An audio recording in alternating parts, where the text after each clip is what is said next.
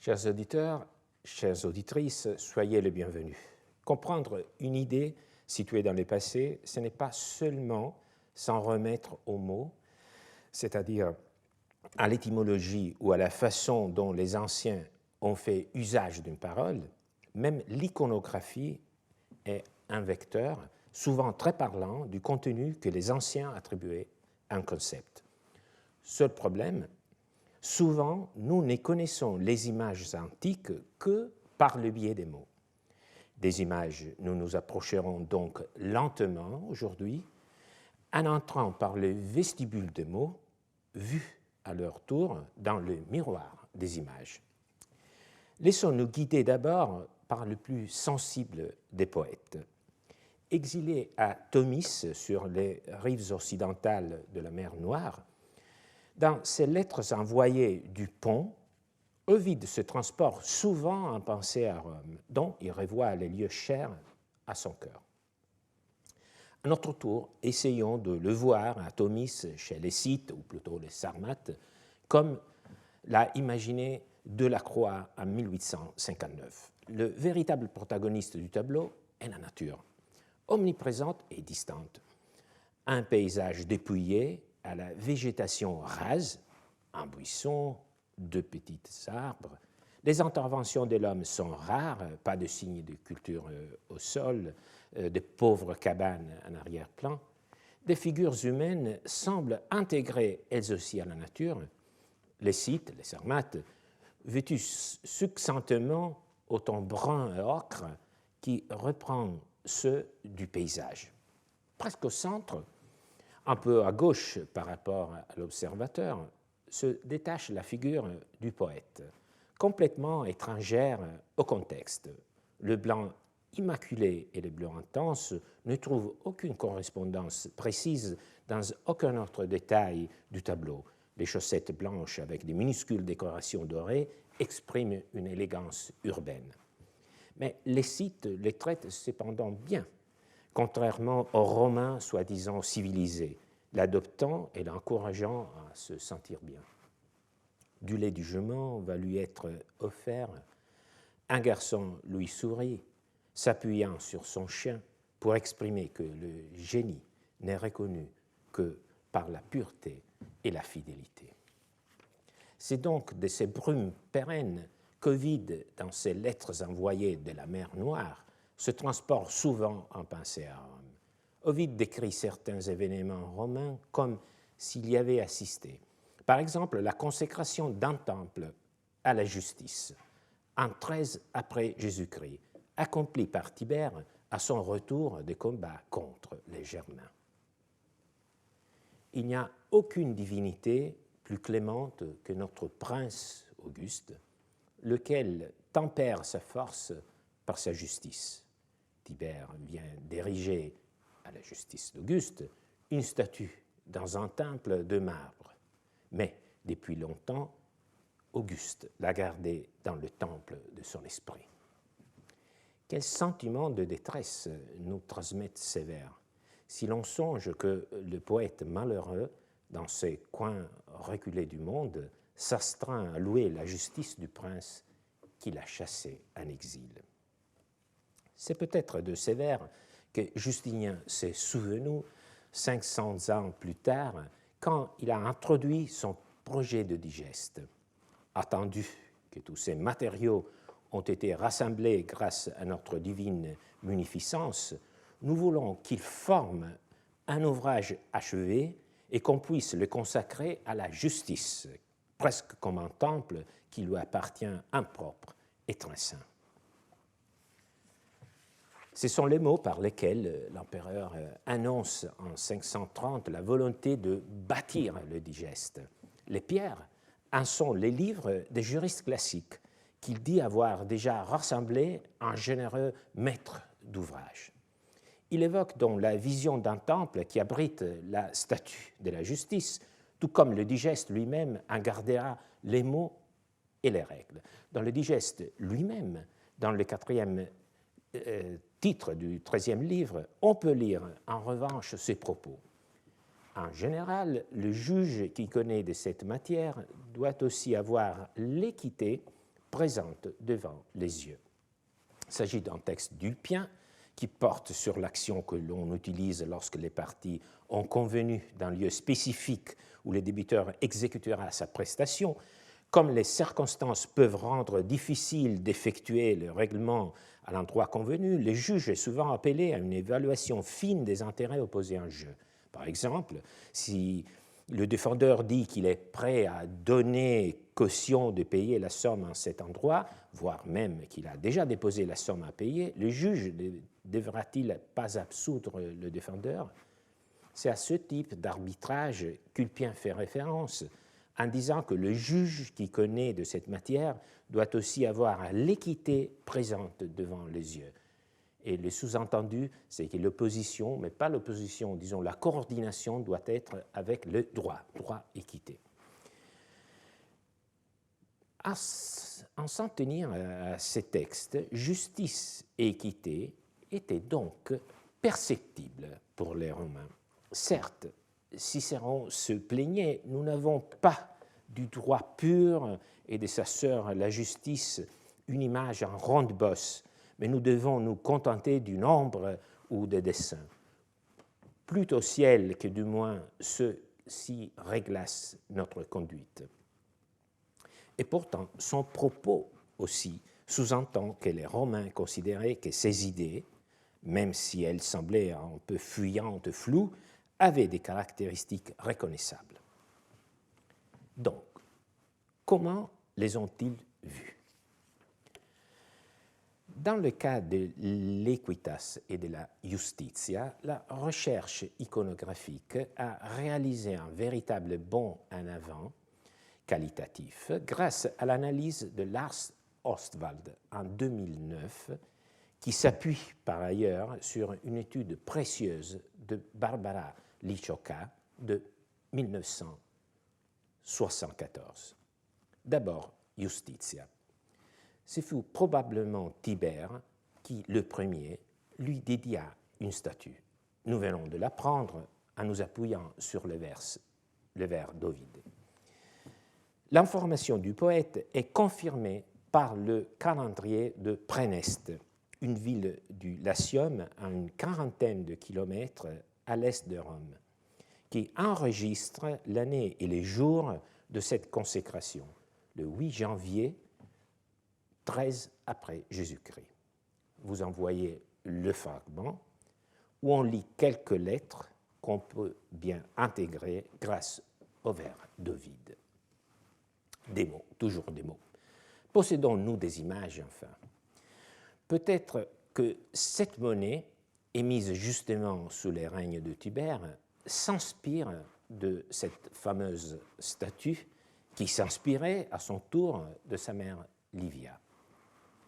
Mais il faut attendre quelques décennies pour que les Flaviens témoignent eux aussi de manière éloquente de leur désir de justice. Immédiatement après son avènement au pouvoir, Vespasien fait représenter sur un auréus frappé à Lyon une déesse assise sur un trône avec sceptre et épis, intitulé Justitia Augusti. Les épis de blé font allusion aux produits de la terre qui deviennent abondants sous un empereur qui sait garder la paix sociale par sa justice. La représentation de la Justitia semble procéder par tâtonnement, par des développements successifs. L'étape presque finale est atteinte avec Hadrien. Il emprunte à la piété, pietas, sa pater, pour en doter Justitia, soulignant leur parenté d'origine et lui donne donc une nuance plus religieuse. Quant au sceptre, il signifie, tout comme le trône, que la justice est un attribut de la souveraineté. Dans ces dernières années de règne, à partir de 132, Hadrien ajoute au mot Justitia le génitif Augusti pour souligner toujours plus que l'empereur est le protecteur et gardien de la justice. L'image qu'Hadrien a ainsi créée sert de modèle à ses successeurs, à peu d'exceptions près, presque arrêtée avec Alexandre Sévère, l'émission de monnaie avec Justitia est reprise par l'usurpateur Carausius à la fin du IIIe siècle. Pour tous ces empereurs, elle représente précisément une des vertus du bon prince. L'iconographie d'équité de Equitas est plus stable, en revanche, dès le début, et l'on comprend aisément pourquoi. Tandis que la justice n'a vraiment aucun symbole qui lui appartient en propre, car elle dispute ses symboles à d'autres divinités, le sceptre, la patera, les épis de blé, le trône. Equitas, en revanche, est caractérisé par un symbole qui lui est exclusif, la balance. La représentation de l'Equitas apparaît sur les monnaies pour la première fois sous le règne de Galba, en l'an 68 après Jésus-Christ. Regardons cet as en bronze à l'iconographie particulièrement élégante. À l'avers est représentée une femme tournée vers la droite, tenant dans sa main gauche un sceptre et dans la main droite une balance. La légende Equitas rend l'identification certaine. La figuration réapparaît fréquemment dans le monnayage impérial postérieur, souvent marqué, outre la balance, par une corne d'abondance au lieu du sceptre. On la trouve encore sur des monnaies des Dioclétiens. Concernant l'Equitas, l'identification visuelle est donc certaine. La balance ne ment pas sur son identité, tandis que la justice, on l'a vu, n'a pas vraiment un symbole qui soit à elle seule. Mais sur le plan de contenu, de l'idée véhiculée par les images, la situation semble se renverser. La justice, justitia, est sans équivoque possible une notion liée au domaine du droit, tandis que la notion d'équité est plus controversée. Qu'est-ce que cela signifie? Selon une idée très répandue, quand elle est ciselée sur des monnaies, Equitas représenterait la bonne gestion de la monnaie impériale, c'est-à-dire qu'elle symboliserait la valeur intrinsèque de la monnaie. Equitas serait donc comprise non dans le sens juridique, mais comme une vertu spécialisée dans le domaine des finances. On y a vu notamment le symbole du respect des poids et des mesures, donc de la monnaie. Cette interprétation peut en effet s'appuyer sur l'inscription de la colonie de Philippe, que je vous ai présentée lors de mon premier cours, où effectivement Equitas Auguste est associé au contrôle des poids et des mesures. En outre, il faut se souvenir du fait qu'Auguste ne reprend pas à son compte le thème de l'équité de Equitas, lui préférant la justice, justitia, sur les boucliers de vertu dont il fut honoré par le Sénat. Faut-il donc exclure qu'Equitas, sur les monnaies, évoquait le domaine du droit, de l'équité de l'empereur au sens juridique? En toute honnêteté, trancher entre les deux alternatives est difficile, mais je pense que, dans ce cas au moins, la vérité se trouve à mi-chemin. Probablement, l'Equitas représenté sur les monnaies se référait effectivement à l'empereur davantage sous l'angle de la gestion des ressources et du contrôle des poids et des mesures. Mais il est vrai aussi que la notion d'équité, d'Equitas, avec son idée d'équilibre représentée par la balance, possédait un potentiel expressif plus large, qui s'étendait notamment jusqu'à l'équité au sens juridique, un potentiel métaphorique qu'on ne peut pas lui retirer. Les Romains en voyaient toutes les nuances quand ils avaient ces monnaies dans leurs mains. Les incertitudes des historiens d'aujourd'hui à comprendre à quelle notion d'équité se réfèrent les monnaies sont justement le reflet de la richesse des facettes de l'équité antique. Et cette richesse de facettes, les empereurs l'exploitaient dans leur propagande. Peut-être est-ce aussi la raison pour laquelle l'image de l'equitas est bien plus fréquente dans les monnaies par rapport à celle de la justice. Cette démarche interprétative nous permet donc de continuer la confrontation des images de l'équité et de la justice, sachant que même si l'image de l'équité ne se réfère pas seulement au domaine juridique, pourtant elle vaut également pour ce domaine. Les monnaies nous présentent donc une distinction nette. Equitas et justitia sont représentées de manière différente, l'une debout, l'autre assise, et seule la première se distingue par la balance. Cette représentation de l'equitas n'est pas pourtant née seulement avec Galba et les Flaviens. Vous vous souvenez que la première monnaie que je vous ai montrée, et qui est celle-ci déployée maintenant, date du règne de Galba. Mais on ne peut pas penser que c'est Galba qui a façonné cette image. La femme avec la balance apparaît déjà sur plusieurs entailles à partir de la seconde moitié du 1er siècle avant Jésus-Christ. En plus de tenir la balance, elle porte parfois des épis de blé et dans l'autre main une corne d'abondance. À ses pieds, dans certains exemplaires, que je n'ai pas pu vous montrer ici, un taureau et un bélier. Beaucoup de symboles, en effet. C'est une représentation astrologique de la Vierge, Virgo, constellation dont l'étoile la plus brillante est précisément la Spica, l'épi, Alpha Virginis comme étoile. Et les animaux indiquent deux constellations proches. La Virgo, la Vierge, était la protagoniste de nombreux mythes. En particulier, elle a été identifiée à partir d'Hésiode à Dike, ayant fui la terre à cause de l'iniquité des hommes.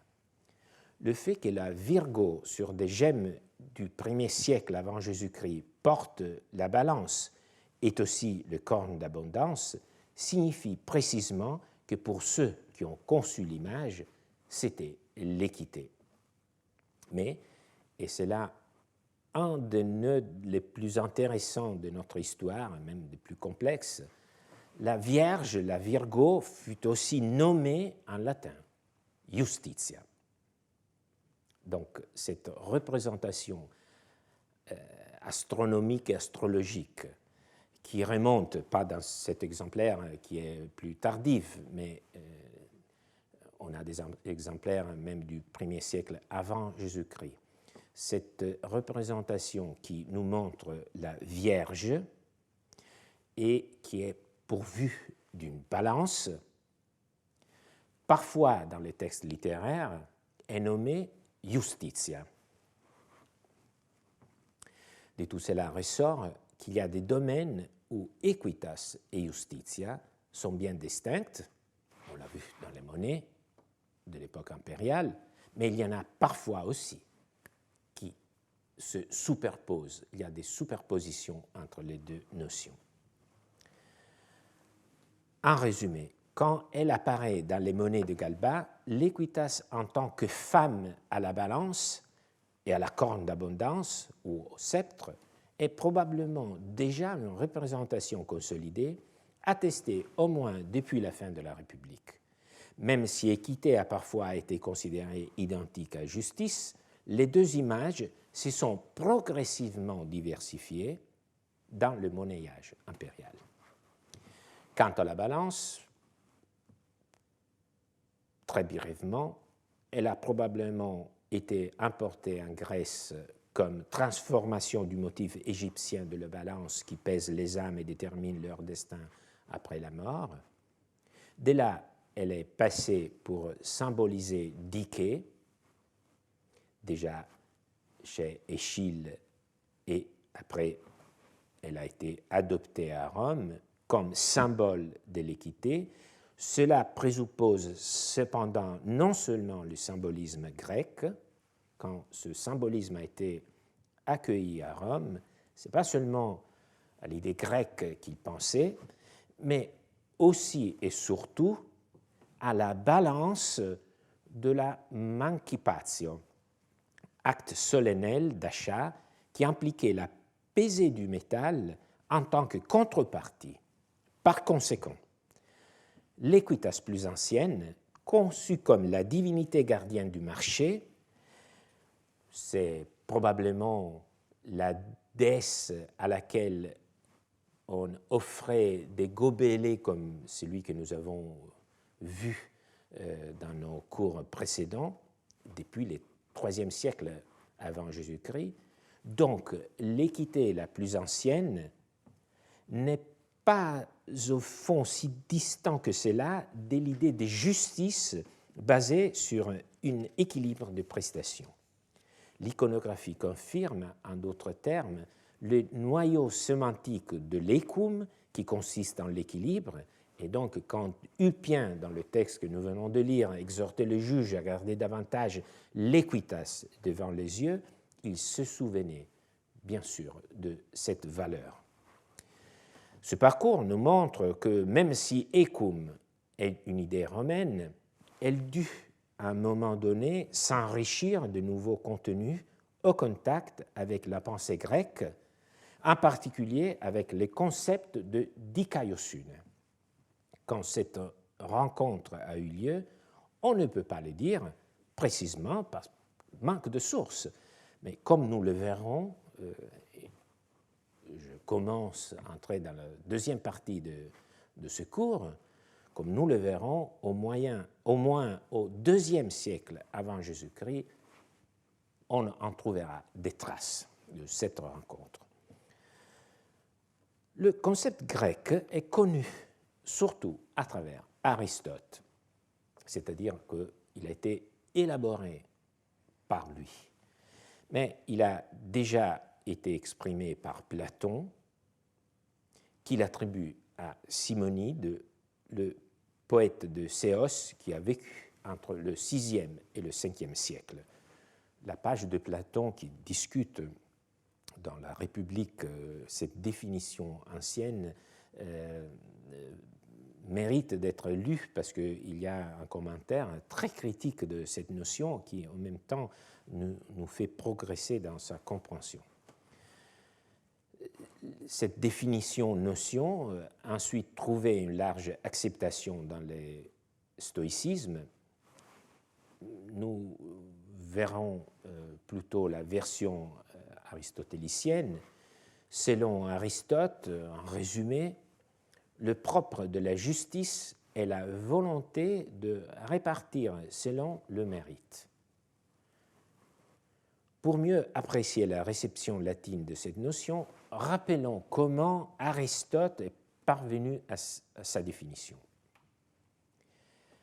Nous nous référons maintenant à l'argumentation développée dans le livre 5 de l'Éthique à Nicomaque et à sa synthèse dans le Magna Moralia. Dans ce traité, Aristote définit les vertus à partir de leur contraire, du vice correspondant. Partir du contraire, c'est un procédé magnifique dont j'ai appris à me servir dans beaucoup de situations. La vertu de la dikaiosune est donc définie par Aristote à partir du vice inverse.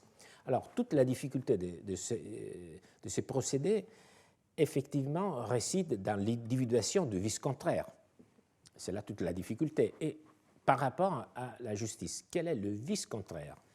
Et je suis sûr que vous ne ferez pas la faute de répondre tout carrément l'injustice. Donc, il faut trouver un vice spécifique qui soit le contraire de la justice. Alors, ce vice, selon Aristote, est celui de la pléonexia, de l'avidité, vouloir plus, dont se rendent coupables ceux qui profitent plus que nécessaire. La justice conçue comme une vertu au sens spécifique, car au sens général, on l'identifie plutôt au respect de la loi, donc il y a deux notions, une plus spécifique, celle dont nous traitons maintenant, et après il y a une notion plus vaste et un peu moins intéressante, c'est la justice en tant que respect de la loi.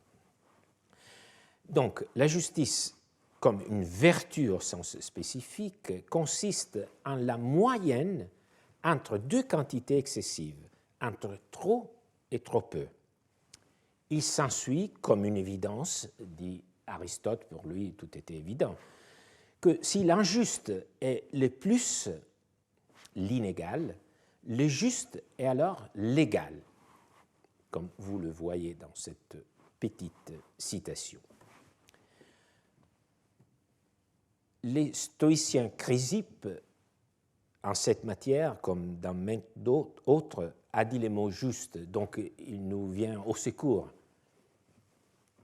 Il a dit « Le coureur qui se lance dans le stade doit ne rien négliger, faire les plus grands efforts pour vaincre, mais il ne doit, sous aucun prétexte, mettre le pied sur son concurrent ou le repousser de la main. De même, dans la vie, s'il n'y a pas d'injustice à chercher son profit, on n'a pas le droit d'enlever le sien à l'autre. »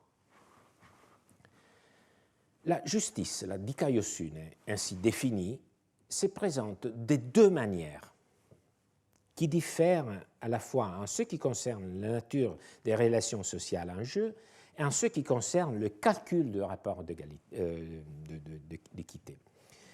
La justice de la première forme est celle qui intervient dans la distribution des honneurs ou des richesses ou des autres avantages qui se répartissent entre les membres de la communauté politique. Car dans ces avantages, il est possible que l'un des membres ait une part ou inégale ou égale à celle des autres. Il y a une autre espèce qui est celle qui réalise la rectitude dans les transactions privées. La justice du premier type, distributive, fonctionne sur la base de la proportion entre les mérites de chacun et les biens qui lui sont attribués. La seconde, corrective ou commutative ou rétributive, basée sur l'arithmétique, fait que le juge restaure l'égalité. Il en est à cet égard comme d'une ligne divisée en deux segments inégaux. Au segment le plus long, le juge enlève cette partie qui excède la moitié de la ligne entière et l'ajoute au segment les plus courts. Nous ne savons pas quand et qui a transposé en latin les réflexions aristotéliciennes et stoïciennes sur la dikaiosune. Dans notre documentation, elle apparaît dans les premières années du 1er siècle avant notre ère, dans deux opuscules de rhétorique judiciaire, c'est-à-dire avec des intentions pratiques et sans ambition philosophique. Les deux textes sont presque contemporains et reflètent peut-être l'enseignement d'un même professeur de rhétorique. L'un des deux textes provient d'un auteur inconnu, l'autre du jeune Cicéron. Les deux définitions qu'il donne de la justice sont assez semblables, car probablement ils ont écouté un seul et même maître. Donc les deux définitions sont assez semblables à quelques différences près. Je me borne ici à vous présenter la définition de la rhétorique Aerénius, donc de cet autre auteur inconnu. Justitia est equitas ius unicuique rei tribuens pro dignitate cuiusque. La justice est l'équité qui accorde son droit à chaque chose selon qu'elle mérite. La rhétorique Aerénius assume comme objet de la distribution le ius, le droit, et comme critère la dignitas, la dignité. Ce qui est très important est que justitia est conçue comme une vertu, donc il s'agit d'une attitude subjective. Donc ça, c'est un point très important, c'est-à-dire que l'une des différences qu'on peut retenir de cette confrontation, de cette parallèle entre l'équité et la justice, est que la justice est conçue comme une vertu, tandis que l'équité se range plutôt du côté du critère. Donc la justice est une vertu, et on le comprend, pour ce qui concerne la rhétorique à Arrhenius, du fait que dans la page où il en parle, la justitia est mentionnée dans une liste de vertus. Donc elle rentre dans un contexte qui parle justement de vertu. Ce qui est curieux, vous l'aurez sans doute remarqué, est que dans cette définition,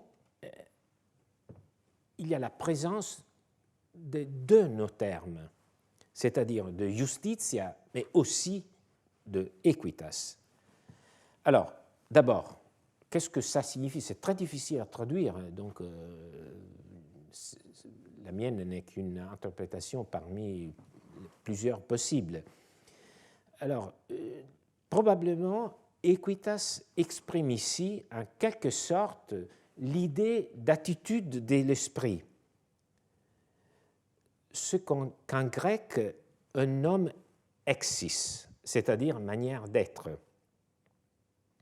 Cela ne nous étonne pas, car justement, nous venons de dire que justitia était conçue comme une vertu, donc comme une attitude de la personne. Mais equitas, on ne peut pas le cacher, inclut aussi une allusion au contenu de cet état d'esprit, donc aux critères, à savoir l'équanimité. Donc vous voyez, même en français c'est un mot très compliqué, même à prononcer, mais cette équanimité, cet équilibre d'âme qui s'apparente à une vertu. Donc c'est un état une façon d'être. Même si c'est sous une forme indirecte, dès le début du 1er siècle avant Jésus-Christ, l'idée d'équité fait donc son chemin dans la transposition du grec dikaiosune, un terme qui s'est traduit par justitia, mais dont les Romains sentent l'affinité avec l'ecum. Je ne veux pas trop insister sur, disons, l'enjeu de ce cours, mais effectivement, nous sommes en train de pénétrer dans une époque et dans un système conceptuel qui a été très peu exploré. C'est-à-dire qu'on parle beaucoup de l'équité, de la justice, mais quand elles sont déjà très fréquentes dans les textes de Cicéron et qui suivent l'époque cicéronienne. Mais on fait très peu la tentative d'aller vers une époque plus reculée où il y a dû avoir lieu cette rencontre entre les idées romaines et les idées grecques. Et donc, bien entendu, ce que je suis en train de vous montrer peut être discuté, et il peut y avoir des autres interprétations, mais ce que je veux souligner, c'est que nous sommes en train d'essayer de retrouver le moment de cette rencontre et de voir quelle trace ce type de rencontre a laissé. Par exemple, comme je viens de le dire, je pense que le fait que dans la définition de justice, c'est la première définition que nous avons en latin, on trouve les deux mots, je pense que montre, je ne dirais pas la difficulté, mais le fait que les Romains ont ressenti toute la parenté, le lien qui courait entre les deux termes. Donc c'est une trace d'une rencontre, mais d'une rencontre de deux idées qui étaient au départ un peu différentes. Alors, donc, considérant la manière dont Aristote en arrive à définir la justice, dikaiosune, sur la base du juste dikaion, conçu comme ison, c'est-à-dire égal, compris dans le double sens du point de rééquilibrage entre deux intérêts en conflit, justice corrective, et comme une correspondance entre mérite et ressources allouées, justice distributive, il est clair que le terme equitas a été considéré par les Romains un terme adéquat parce qu'il contient l'idée d'équilibre. Si je ne me trompe pas, nous avons donc dans cette première définition latine de justitia la trace du phénomène que j'ai essayé de retracer aujourd'hui. Donc cette rencontre entre l'élaboration grecque de la dikaiosune et les idées romaines. Nous sommes avec cette définition au tout début du 1er siècle avant Jésus-Christ. Pouvons-nous remonter plus haut pour voir si l'idée grecque de justice avait déjà fécondé l'idée romaine d'écum? D'abord, un simple constat. Le substantif justitia n'apparaît pas pour la première fois dans la rhétorique à Herénius, mais déjà presque un siècle avant, dans une comédie de Terence. Donc, les deux premières occurrences du mot sont celles de Terence et après celle de la rhétorique d'Herénius. Et entre les deux, il y a presque un siècle, parce que la comédie de Terence, les eauton timoroumenos, le puni par soi-même ou le bourreau de soi-même, cette comédie fut probablement représentée pour la première fois en 163 avant Jésus-Christ, tandis que la rhétorique à Herénius était probablement écrite dans les années 80 du 1er siècle avant Jésus-Christ. Il s'agit d'une discussion entre époux, avec tous les clichés du genre.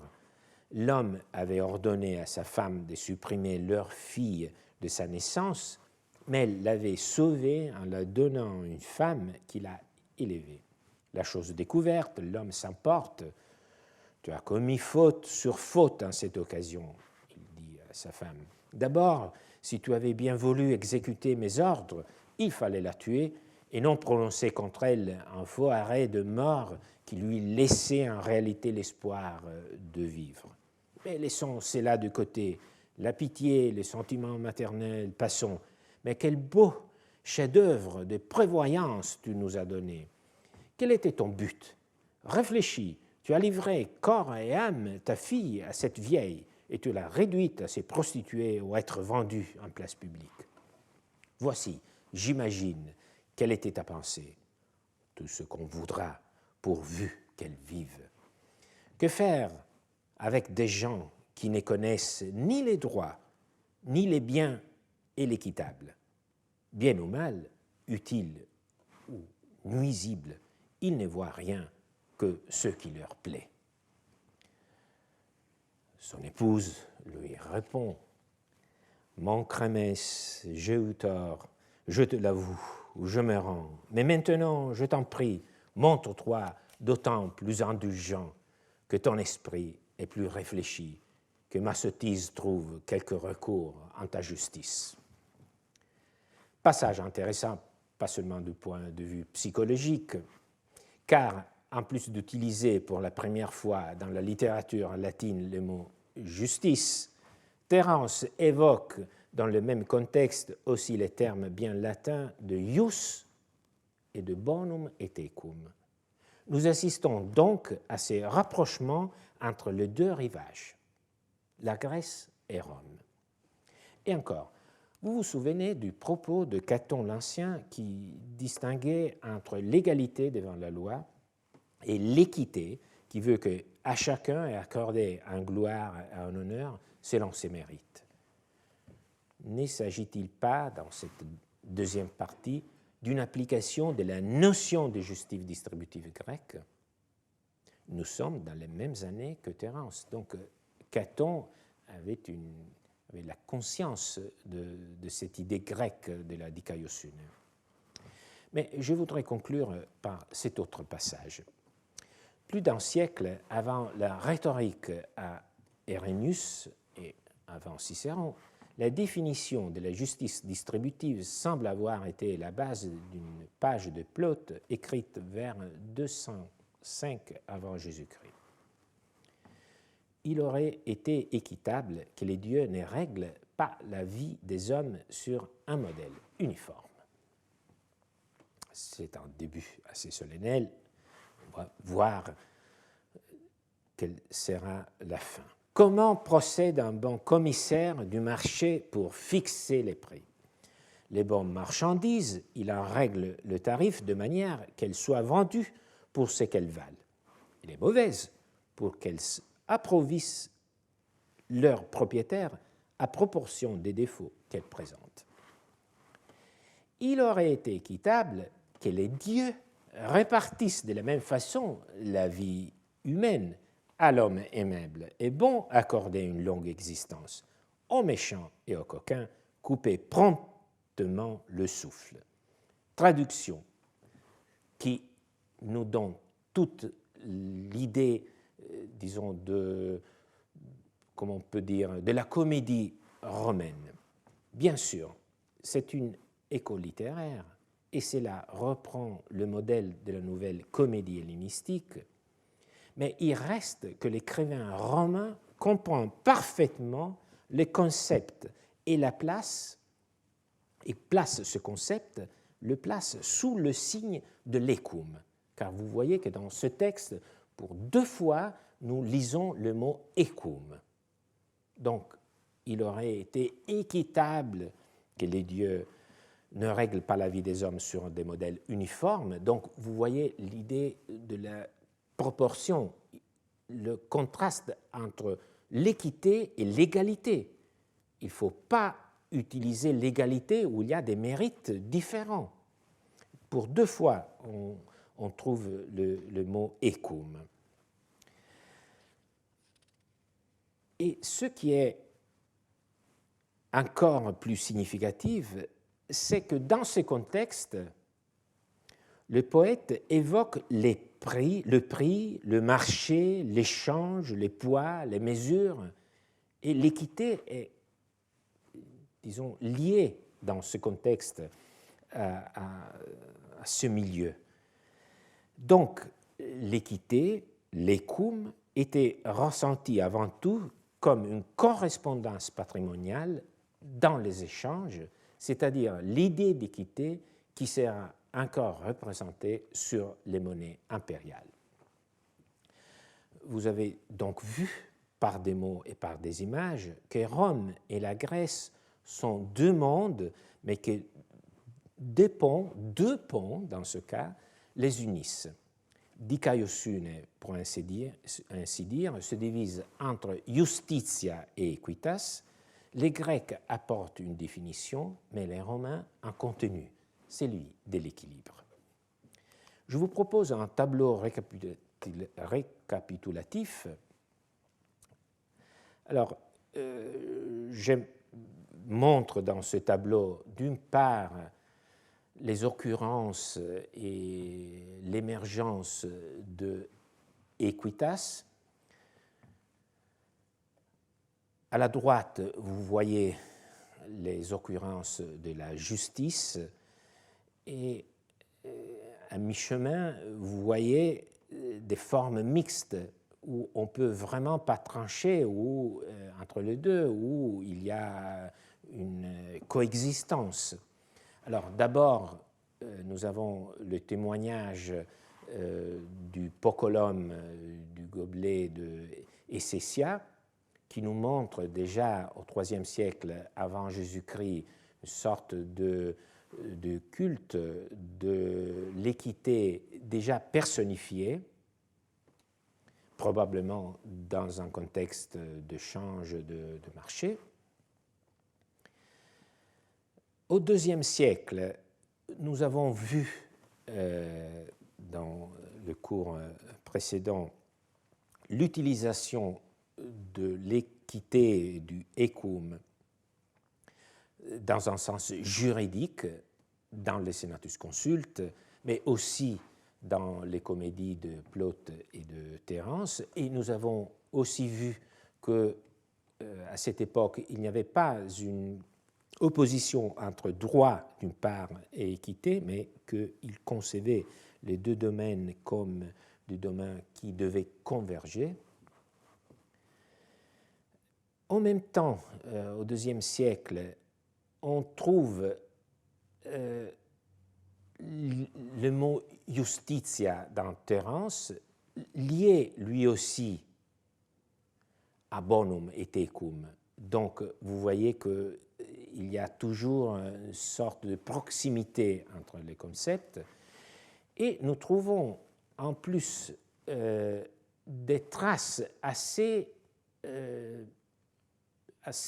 nettes de la présence de l'idée de dikaiosune grec dans la pensée latine, dans Plaute, dans le texte que nous venons de lire, de l'Auton Timuraumenos, et dans le texte de Caton que nous avons analysé lors de nos premiers cours. Mais si dans Caton il n'y a pas de, disons, il n'y a pas de trace lexicale, on ne parle pas ni de justice ni de ecum, dans le cas de Plaute, cette idée de dikaiosune et de justice distributive est placée sous les signes de l'ecum. Au Ier siècle, on trouve d'une part, et nous allons la voir dans notre prochaine séance, une élaboration rhétorique assez poussée de l'équité. Nous avons vu qu'il y a une sorte de mélange entre justitia et equitas à propos de la figure de la Vierge qui nous rappelle le mythe de Dikée et Astrea. Et nous avons vu aussi qu'il y a une définition de justitia qui est absolument conforme à la définition de dikaiosune grecque dans la rhétorique Arénius et même dans Cicéron, mais que dans la version de la rhétorique Arénius porte encore cette trace de la présence de l'équité. Donc il y a une sorte d'indécision, d'hésitation entre les deux mots. Nous avons vu qu'avec Auguste et Tibère, il y a une sorte de spécification de justitia en tant que vertu et en tant que telle, en tant que vertu, la vertu du bon prince, avec la consécration d'une statue de la justice à Auguste. Et après, on a vu cette sorte de conclusion dans les monnayages impériaux au Ier siècle après Jésus-Christ, où les deux personnifications sont assez distinctes.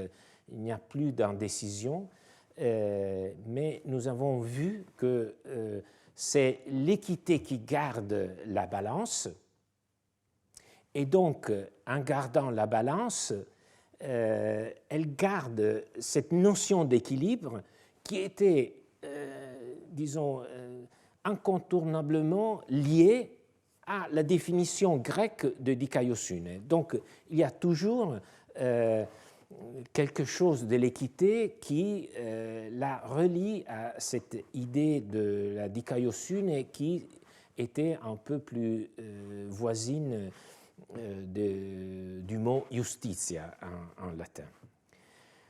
Donc, même si les mondes et les idées semblent parfois éloignés, et pas seulement dans ce domaine, comme dans le tableau de la croix, il y a toujours une façon de se rapprocher.